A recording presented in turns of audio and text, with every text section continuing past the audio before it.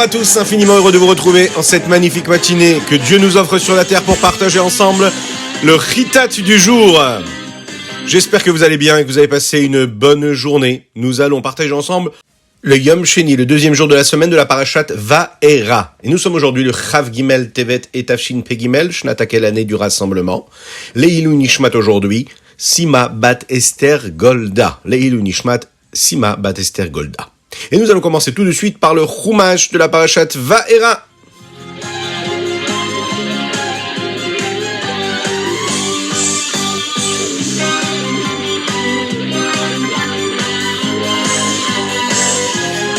La Torah nous raconte aujourd'hui quelles étaient les familles de Moshe et Aaron.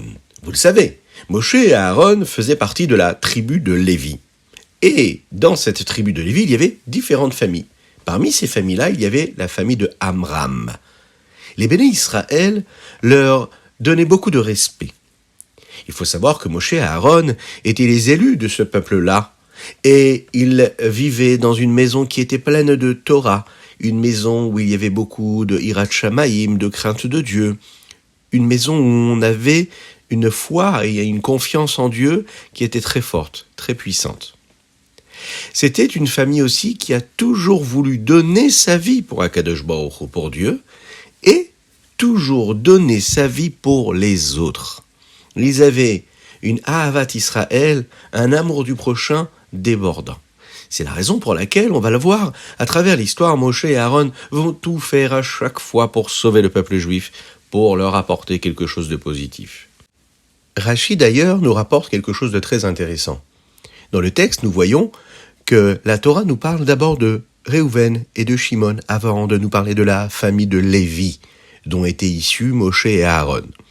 Pourquoi nous parler ici de Réhouven et Shimon ? Eh bien parce que vous vous souvenez, il y a 2 semaines dans la parashat Vaïchi, lors des bénédictions de Yaakov à ses enfants, on parle de Réhouven et de Shimon de manière pas très positive, à savoir ce qu'ils ont pu faire dans leur vie qui n'était pas comme il fallait.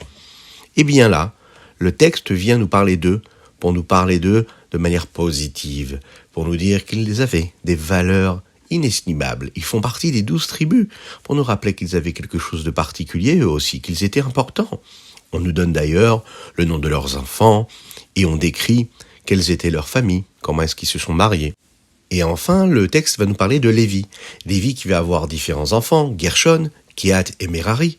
Ensuite, on va nous dire que Kehat avait aussi des enfants, dont un qui s'appelait Amram, qui Amram, lui, va avoir des enfants, puisqu'il va se marier à Yocheved, et il aura donc comme enfant Aaron et Moshe. Et de cette façon-là, Aaron et Moshe vont être ceux qui vont être choisis par Akadosh Baruch Hu pour sauver le Ham Israël de cette Égypte terrible. Ils vont le sauver, ce Ham Israël, parce que c'est Hachem qui les a choisis pour cela. Et vous allez le voir, ils vont réussir leur mission.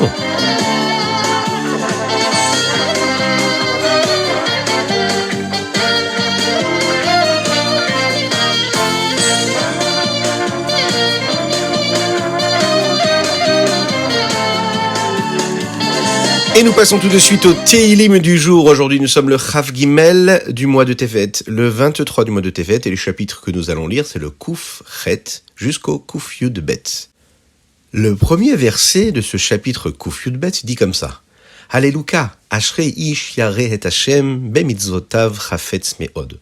Heureux est l'homme qui craint Dieu et qui veut vraiment accomplir les mitzvot d'Hashem. A priori, cela est contradictoire.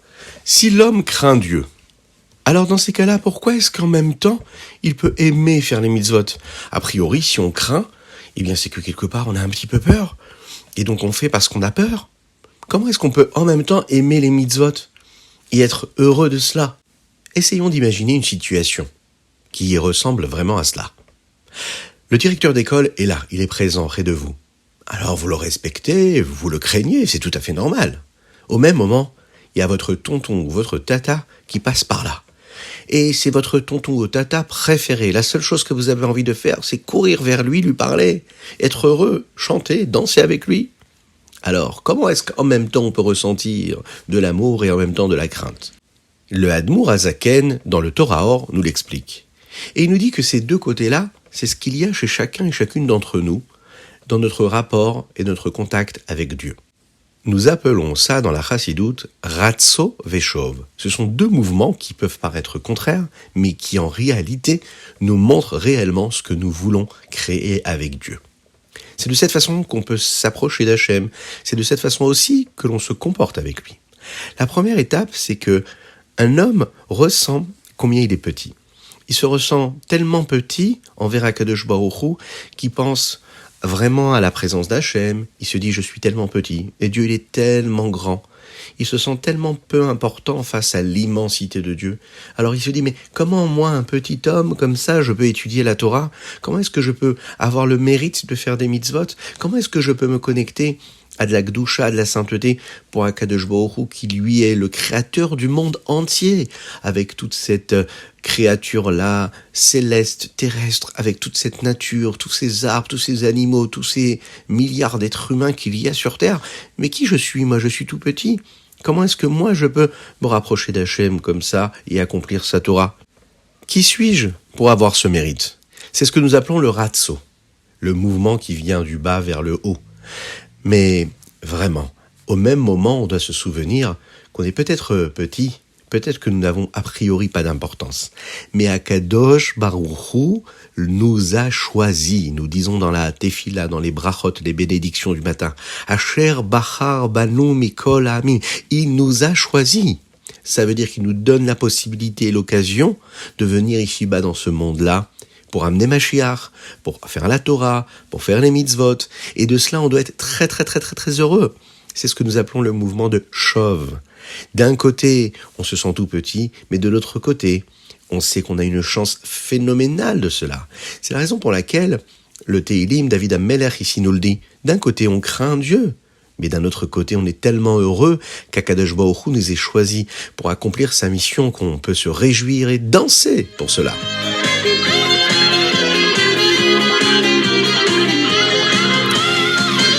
Et nous passons tout de suite au Tania du jour. Aujourd'hui, nous sommes dans les Likutei Amarim, mais nous sommes dans le chapitre 15. Aujourd'hui, nous allons parler de celui qui sert Dieu. Oui, un homme qui sert Dieu, c'est un Benoni. Il travaille dur, il combat le Yetzer Hara, qui lui ne lui laisse pas accomplir la Torah et les mitzvot comme il faut.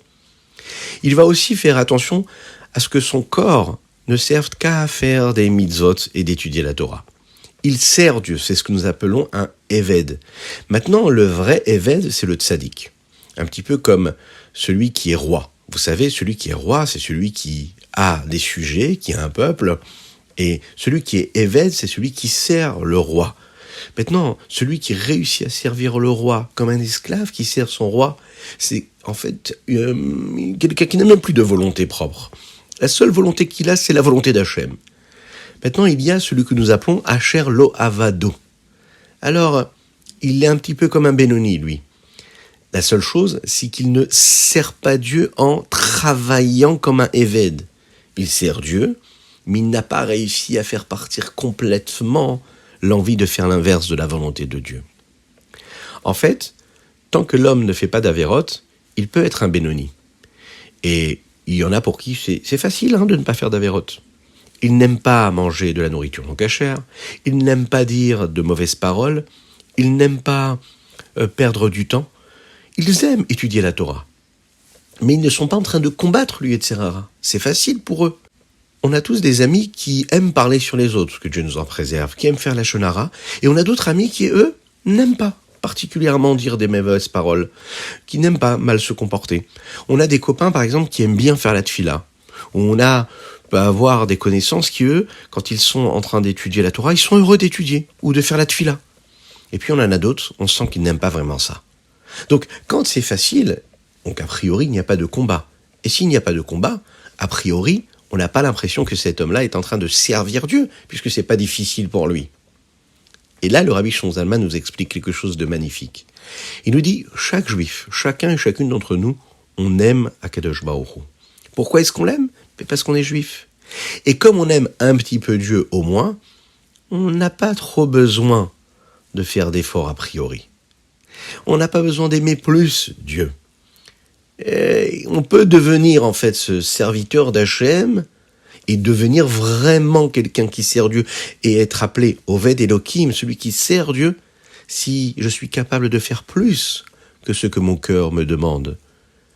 Quand je suis capable de combattre vraiment, de faire quelque chose qui me paraît pas spécialement aimante, que je n'aime pas particulièrement ne pas parler du mal de mon prochain. Je n'aime pas particulièrement faire la tfila ou étudier la Torah. J'ai envie de penser à autre chose. Eh bien là, je fais un effort. Je me dis non, je vais servir à Kadosh Baruch Hu. Je vais travailler dur. Cet effort-là me montre que je me rapproche d'Hachem. Et de cette façon-là, je me rapproche du tzaddik.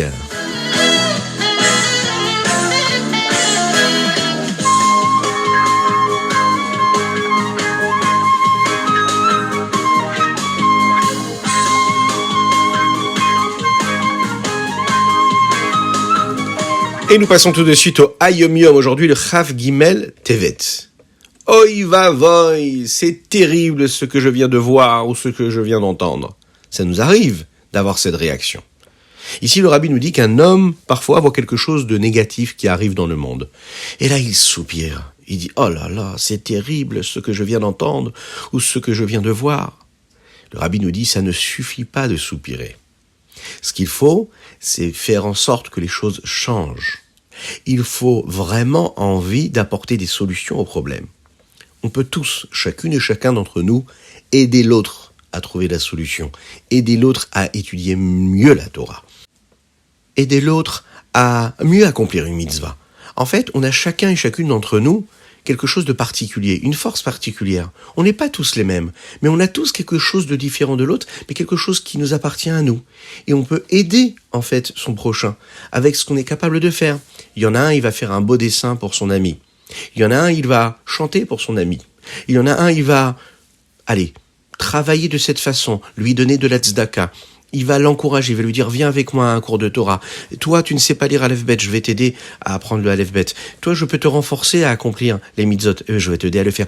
Toi, tu n'as pas de quoi manger Shabbat, eh bien, je vais me soucier de t'apporter de quoi manger Shabbat. » Le rabbi de Lubavitch nous disait qu'il faut se soucier de la matérialité d'un juif comme de sa spiritualité.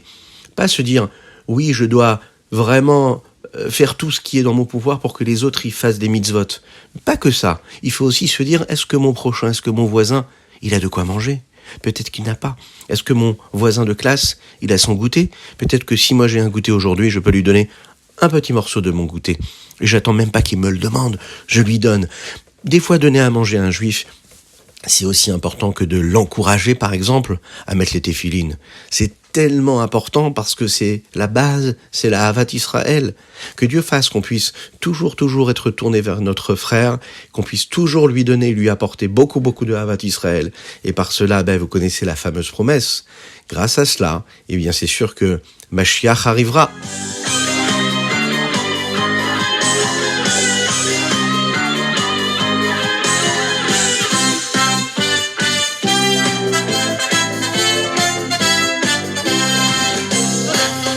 Et voilà, c'était le Ritat du jour. J'espère que vous avez passé un bon moment. N'hésitez pas à vous abonner, à nous envoyer vos noms, vos âges, vos prénoms sur le site ritat.fr. Que Dieu vous bénisse et qu'il vous protège. La dédicace aujourd'hui, c'est Leilou Nishmat, Sima Bat Esther Golda. Leilou Nishmat, Sima Bat Esther Golda. N'hésitez pas à faire un petit Teilim, à étudier une petite Mishnah. Si vous êtes en voiture, récitez quelques lignes de Tanya pour l'élévation de l'âme de cette personne. Qu'Hachem fasse que ces mots de Torah puissent être une source d'élévation pour son âme et de bénédiction pour toute sa famille, ses enfants et ses petits-enfants. Que Dieu vous bénisse et qu'il vous protège. Une excellente journée à vous et Mashiach Now.